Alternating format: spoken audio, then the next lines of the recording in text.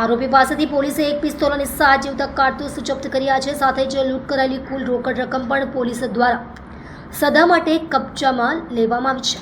આ કાર્યવાહી ક્રાઇમ બ્રાન્ચના તંત્રે સ્થાનિક ગુપ્તચર તંત્રની મદદથી વધુ સચોટ રીતે અંજામ આપી હતી। આ બનાવથી શહેરમાં એક વખત લોકોમાં ભયનો માહોલ સર્જાયો હતો, પણ પોલીસે ઝડપી કાર્યવાહી કરી લોકોમાં વિશ્વાસ જમાવ્યો છે। આરોપીની પૂછપરછ દરમિયાન આશંકા વ્યક્ત કરવામાં આવી રહી છે કે આ લૂંટમાં અન્ય કોઈ સાગરીત પણ જોડાયેલો હોઈ શકે છે। પોલીસે વધુ તપાસ શરૂ કરી છે। સચિન વિસ્તારમાં આવેલી એક ખાનગી બેંકમાં શંકાસ્પદ રીતે એક શખ્સ ઘૂસીને પિસ્તોલ બતાવી કર્મચારીને ડરાવ્યા બાદ રોકડ રકમ લઈને ફરાર થઈ ગયો હતો। ઘટનાની જાણ થતાં જ સ્થાનિક પોલીસ સાથે સુરત ક્રાઇમ બ્રાન્ચ પણ દોડતી થઈ ગઈ હતી। પોલીસ હવે આરોપીનો ક્રિમિનલ રેકોર્ડ તપાસી રહી છે અને તે અગાઉ કયા ગુનામાં સંડોવાયેલો છે કે કેમ તે દિશામાં પણ તપાસ ચાલુ છે।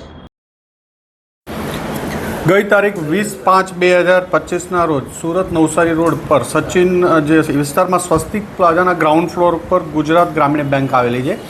આમાં સવારના ટાઈમે બે મહિલા કર્મચારી હાજર હતા, ત્યારે એક કિસમ પિસ્તલ જેવું હથિયાર બતાવી અને બેંકમાંથી 3,76,000ની લૂંટ કરી અને બંને મહિલા કર્મચારી અને ત્રીજા જે ડેલી વેજીસ ઉપર એક માણસ હતો, ત્રણેયને બંદી બનાવી રૂમમાં પૂરી અને જતા રહ્યા છે। આ બનાવની ગંભીરતા જોઈ વેપન સાથે લૂંટનો બનાવ બનેલો હોય, બેંકમાં બનેલો હોય, લોકલ પોલીસ સ્ટેશન અને ક્રાઇમ બ્રાન્ચની તમામ ટીમો પ્રયત્ન કરતી હતી।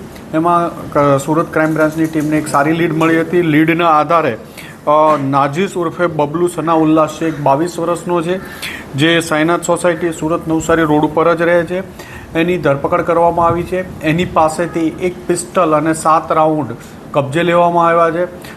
લૂંટમાં ગયેલા 3,33,000 જેટલી એમાઉન્ટ કબજે લેવામાં આવી છે।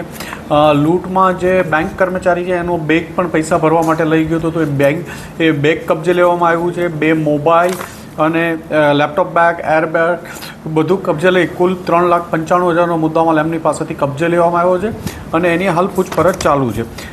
આરોપીને એમેઝોન પ્રાઇમમાં ફ્રેન્ચાઇઝી લેવી હોય કે ડિલિવરી માટેની, પાર્સલ ડિલિવરી માટેની, એટલે 10 થી 12 લાખ રૂપિયાની જરૂર હતી અને એ સચિન વિસ્તારમાં જ રહેતો હોય એટલે એના બેંક ટાર્ગેટમાં હતી અને ત્યાં મહિલા કર્મચારી છે એ પણ એના ધ્યાનમાં હતું, એટલે વહેલી સવારે લૂંટ કરવાના ઈરાદે ઘૂસી ગયો હતો ત્યાં। એણે રેકી કરેલી હતી, બેંકથી નજીક જ રહે છે એટલે એના ધ્યાનમાં પણ હતું કે ત્યાં 2 મહિલા કર્મચારી છે અને ટોટલ 4 માણસો કામ કરે છે, પણ તે દિવસે 3 માણસો જ હાજર હતા।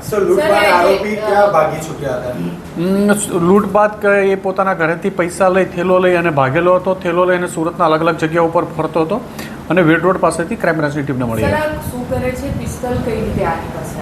પિસ્તલ એ મુંગેર આરોપી ઓરિજિનલ ચંપારણ ડિસ્ટ્રિક્ટ બિહારનો રહેવાસી છે અને ત્યાં મુંગેર ડિસ્ટ્રિક્ટમાંથી આ 1 માસ પહેલાં લૂંટ કરવા માટે એક દીપક નામના માણસ પાસેથી પિસ્તલ અને 7 રાઉન્ડ લઈ આવેલો હતો।